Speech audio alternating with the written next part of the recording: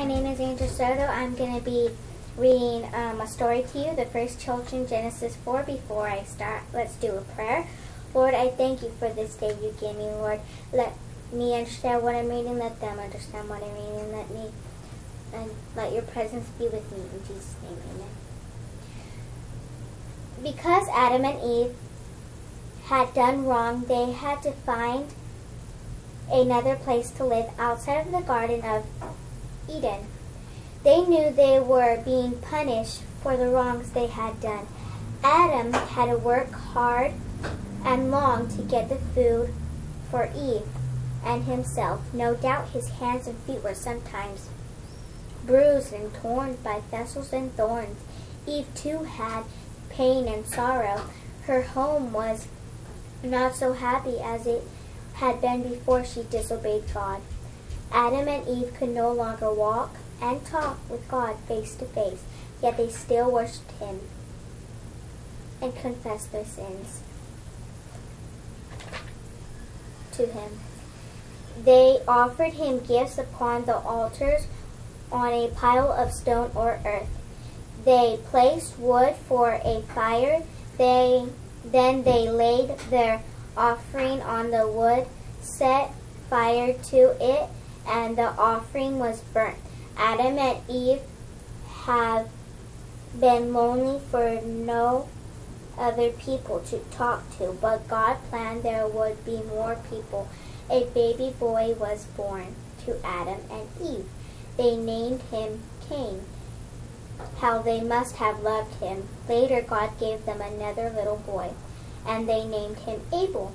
When Cain and his brother Abel grew old enough to understand, Adam and Eve told them about the great God, how much Adam and Eve wanted their son to love and please God. Cain and Abel grew to manhood like Adam. Cain worked in the fields. Abel took care of the sheep. They built altars and offered their gifts to God.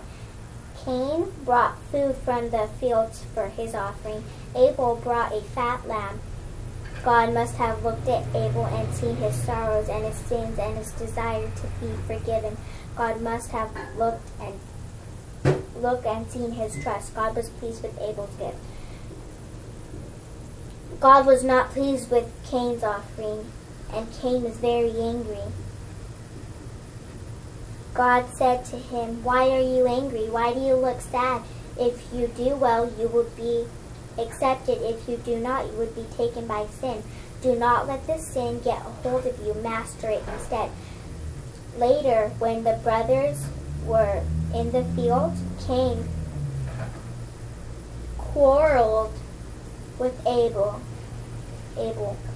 Cain became so angry he killed Abel. Again, God spoke to Cain. He asked, "Where is your brother?"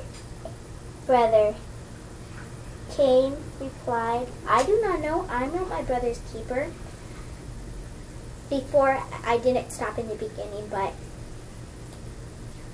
it says Adam and Eve could no longer walk or talk with God face to face, yet they still worshipped him and confessed their sins. That's amazing how they can't talk to God or walk with God face to face. They could still praise and worship him. And at the end, it said again, God spoke to Cain. He asked, "Where is Abel, your brother?" Cain replied, "I do not know. I'm not my brother's keeper." God already knew where Abel was. But Cain just told a lie to God. God was trying to see if he would tell a lie or the truth. And he told a lie, which really wasn't good for God. Before I turn to the next page, I'm going to show you a picture. This is Adam and his family worshiping God. Adam and his family worshiping God. Here's Adam, Eve, Cain, Abel. This is Adam, Eve, Cain, and Abel.